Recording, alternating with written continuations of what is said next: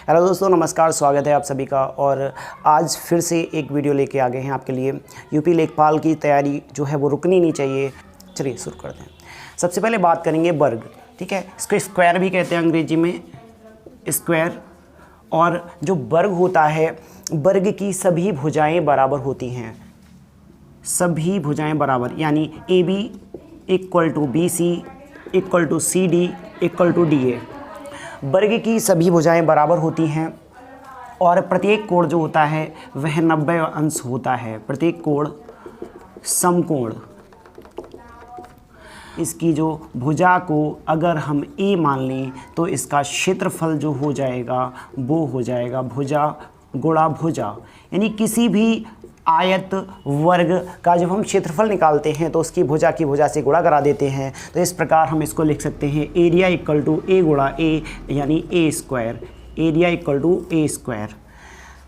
यदि हम बात करें इसकी परिमाप की, तो परिमाप को हम किस प्रकार से लिख सकते हैं?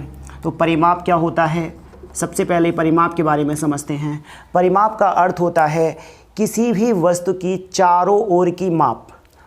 चारों ओर की माप यानी सामने आपको बोर्ड दिख रहा है। यदि हम बोर्ड की यह लंबाई है और यह चौड़ाई है, तो पुनः लंबाई है और पुनः चौड़ाई है, यानी 2 बार लंबाई है 2 बार चौड़ाई है। यदि हम इन 2 बार लंबाई और चौड़ाई को जोड़ देंगे तो हमारे लिए परिमाप प्राप्त हो जाएगी। इसी प्रकार से ये जो आकृति आपके सामने दिख रही है, लंबाई चौड़ाई फिर चौड़ाई, इस तरीके से मान लें। चूँकि इसकी सभी भुजाएं बराबर होती हैं तो लंबाई और चौड़ाई का सवाल नहीं उठता, अर्थात हम इसको भुजा कहेंगे। तो भुजा भुजा भुजा भुजा, अर्थात भुजा कितनी बार है? 4 बार है। तो परिमाप क्या हो जाएगी, यानी वर्ग का जो परिमाप हो जाएगा वो हो जाएगा 4 गुणा भुजा, या फिर हम इसको लिख सकते हैं 4 इंटू A।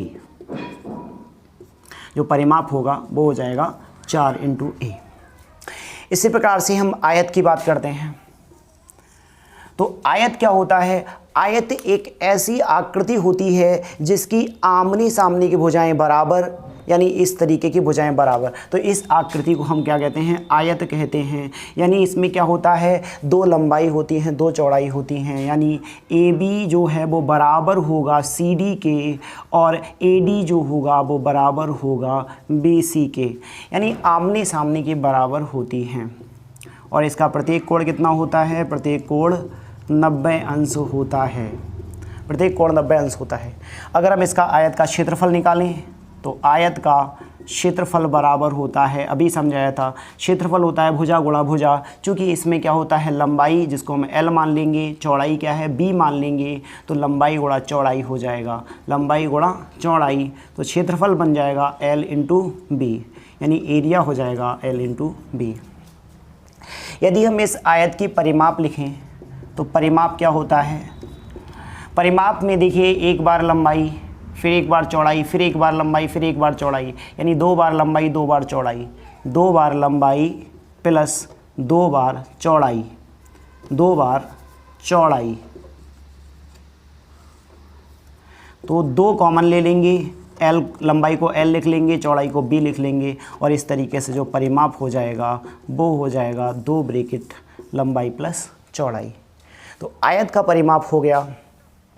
अब आयत और वर्ग, ये 2 आकृतियाँ आपको ध्यान में रखनी हैं। वर्ग से हमारा बनता है समचतुर्भुज और आयत से बनता है समांतर चतुर्भुज। किस प्रकार से बनता है यहाँ पे समझ लेते हैं। हमारे पास ये वर्ग है, वर्ग की प्रत्येक भुजा बराबर होती है और इस भुजा को जब हम इसको स्थिर करके इनको अगर हम मोड़ लें और इस तरीके से मोड़ें कि इनके जो विकर्ण होंगे वो बराबर हो जाएं और प्रत्येक विकर्ण जो है वो 90 डिग्री पे काटे, तो इस प्रकार से हमारे समचतुर्भुज का निर्माण होता है।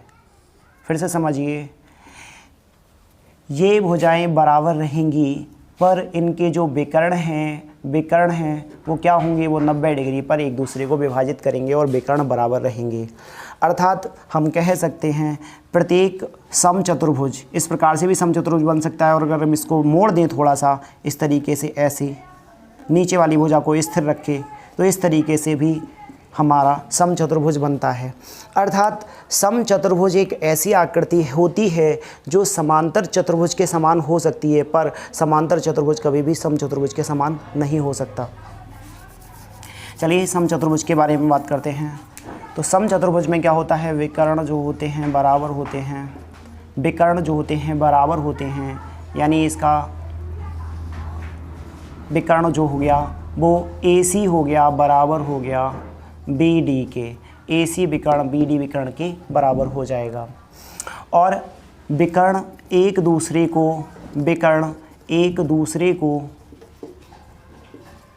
90 डिग्री पर प्रतिच्छेद करते हैं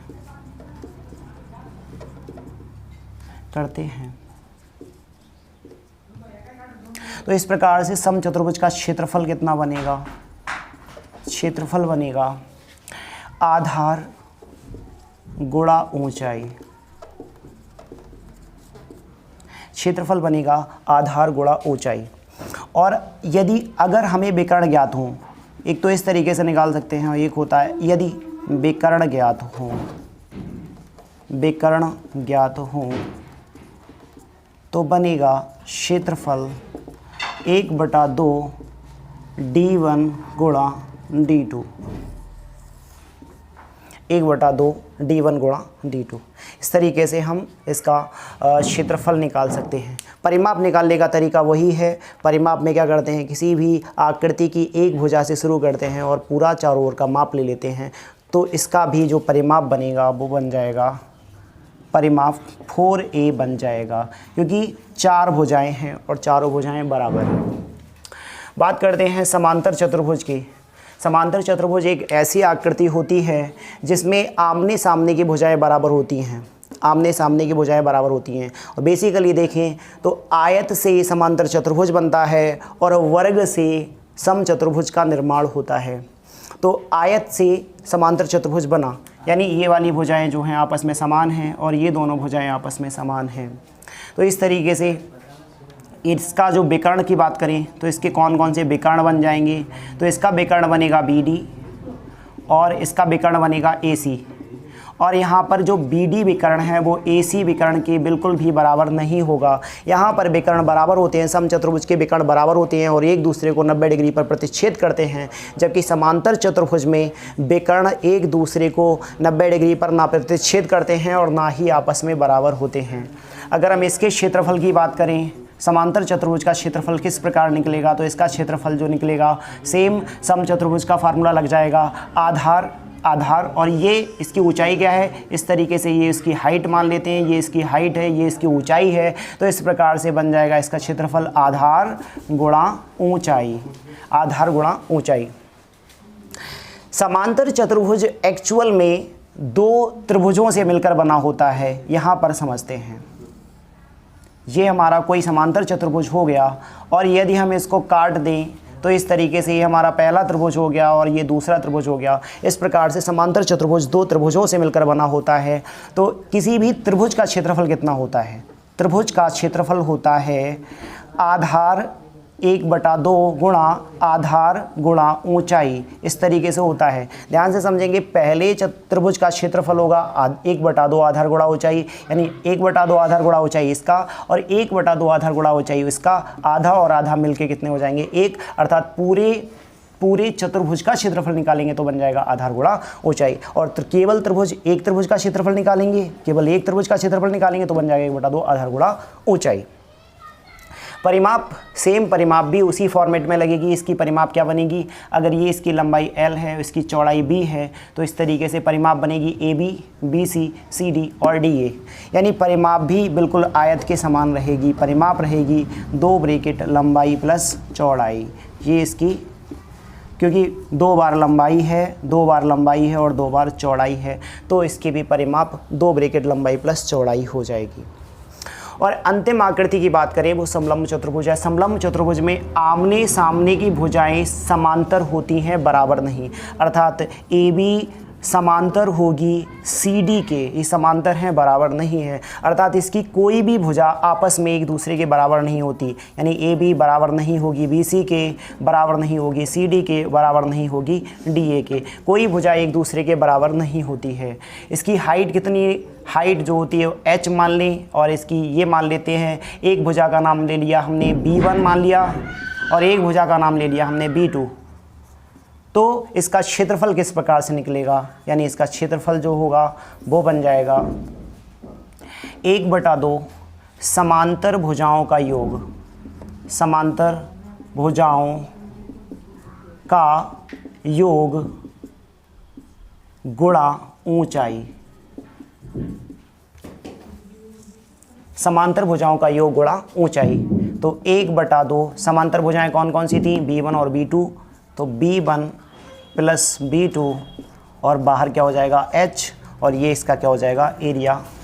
और इसका क्षेत्रफल की बात करें तो जो भुजाएं आपको दे रखी होंगी उनको हम ऐड कर लेंगे, इस प्रकार से हमारा क्षेत्रफल निकल जाएगा। आज हमने बात करी जो चतुर्भुज होते हैं उनके क्षेत्रफल से संबंधित चीज़ों के बारे में बात की, और कल हम इनको प्रॉपर क्वेश्चंस के माध्यम से एक्सप्लेन करेंगे। Thank you, thanks for watching.